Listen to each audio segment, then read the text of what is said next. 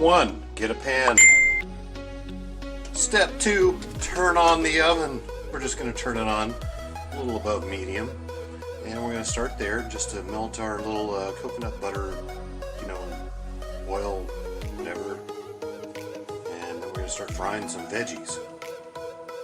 Now, one of the things I've noticed about using coconut butter or coconut oil, to fry food, is you kind of have to use a little more than you think you would, because vegetables and fish, they absorb a lot of it. So it's very easy to scorch your food if you don't be careful. Okay, sounds like a weird combination for stir fry, but we're going to be adding cumin, some pink salt, I think it's Himalayan pink salt, some tarragon, some parsley, some onion, and some sage. Now, this might not be your normal stir fry stuff, but we're going to add a couple of other things. We'll also add some garlic, but this kind of has a picture of its own because, man, this is a big container of garlic powder. So we'll add that too.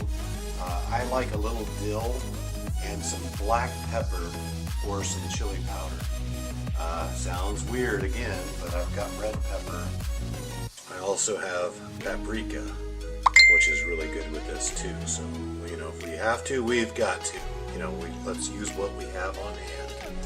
Now, right now, this is just a solid chunk of frozen, whatever. It's going to take a little while to cook. Guys, don't heat up your oil too much, because adding frozen anything to hot oil can mean a fire, and you don't want that. So, safety tip. Anyway, we're going to let the So you don't want a fire to start. Have a lid handy, because let me tell you, a kitchen fire is no joke. I've been there, done that. But have a lid handy. In this case, we don't have the temperature up too high. We just have, our frozen stuff in there. We're going to let it steam off a little bit. And we're just going to take our spoon here in a minute and then break it apart so it cooks a little faster. Then we will turn up the heat. So don't get in too much of a hurry. I know it's frozen, but it is what it is. Don't be unsafe. Right through the magic of television, I broke it apart a little bit. We still have one large chunk in the middle. Now I want to be clear. This is the budget, cheapest stuff that you can get for stir fry, but it's flash frozen and it's real vegetables and some noodles and all that. So I don't expect there to be a lot of difference between your high-end, high-dollar stuff that you have and this. This is just something that it's quick, it's easy, but it is frozen in a solid chunk, and this is something that is going to cost a little bit as far as the quality of your meal. Alright, so time to start adding some spices. We got everything broken apart. A little bit of garlic. Alright, a little bit more garlic than we intended. We have some sage, which sage is something, a lot of people take for granted. You don't need a lot of it, but just add a little bit to it, and trust me, it makes everything seem a little bit meatier than it normally does. And then add a lot of onion powder, and you'll notice that sound you're hearing, that's because onion powder, like a lot of other spices, absorbs moisture. So as you're sprinkling it over hot food, as you should, it's absorbing moisture, and it tends to clump back up while it's in there. Don't forget the parsley. Parsley is very good for you, especially fresh. Now mine's dried parsley, and yes, it's the cheap stuff, but that's where we are these days. Vegetable oil doesn't really have a flavor, but coconut oil is sweeter, and yes, there's going to be a coconut taste to it, but I think that's okay. Once you really get used to it, and the fact that it's a lot healthier, it's going to be really good. Alright, here we have everything pretty much rendered, and we're starting to see some of the stuff, all the water moisture coming off, and the coconut oil is kind of being absorbed into the food. So that's good, and you can really smell the spices. Now, I know stir fries in Asia, but these spices do add a lot to it, especially if you're just doing vegetarian. The tarragon especially, very sweet. Now we've turned off the heat. We really aren't going to add any, well, not turned it off, but we put it on low. And we're just going to let that simmer. I'm going to put the lid on for a minute while I open up the sushimi, which is the nicest way to say fake crab.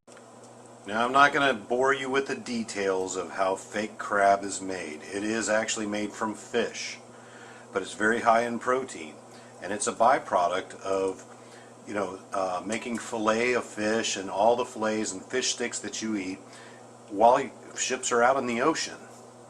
There's no bones in it. Sometimes you can get this. It's as high as 30% protein, which is very high. So you want to keep your muscle health up. This is a great way to do it. But we didn't add this in while we were cooking because it just turns kind of mushy. Alright, here we are with our package open, our still slow cooking meat. We're going to take stir fry stuff. We're going to take the heat back up a little bit, just a little bit, to about medium. And then we're going to start adding our chunked crab.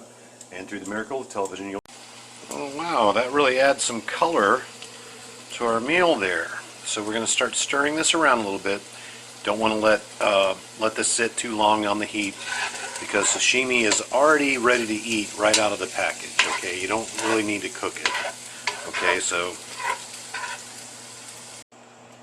we'll let that sit for a couple of minutes. Really doesn't take very long with the crab meat, the fake crab meat, sashimi, in there, and just let it heat up enough, so that some of the moisture gets taken out of that. A lot of the moisture that was originally in this meat has already been pressed out. So basically when, a lot of fishermen are out at sea, they have these at-sea factories that are processing fish. As they cut the fish, there's a paste that builds up on the knives and on the table. And this is going to sound gross, but if you eat hot dogs, this is what you get. That paste is collected and then pressed into a substance that has the same texture as crab meat. Okay, this is fish. It's not crab meat, but it's actually not bad for you. Can't really say the same for most hot dogs. Okay, so here it is, the final minute of cooking with a few spices, all bought on the cheap. You have about $4 worth of fake crab meat and about $1 worth of stir fry from Kroger. I would imagine that Kroger and anybody else who does this, they flash freeze it so it's frozen almost instantly, in very cold temperatures. So this stuff, it just depends on the quality of the ingredients that they put into it before it's cooked. It's cooked before you get it. So basically what you're doing, stir frying, is an already cooked meal that's flash frozen. I don't know, maybe I'm wrong, but for under $8, I think I can get about 3 or 4 meals, out of this, and reasonably healthy. I didn't add any soy or salt or. Oh wait, I lied. I did add some pink salt, some Himalayan pink salt, so that was it. But no soy sauce or anything like that. Nothing that's gonna kill you later. I love soy sauce, but it's very, very high in salt. Okay, well that's pretty much it for cheap, I'll call it subsistence living, in the suburbs or the urban environment.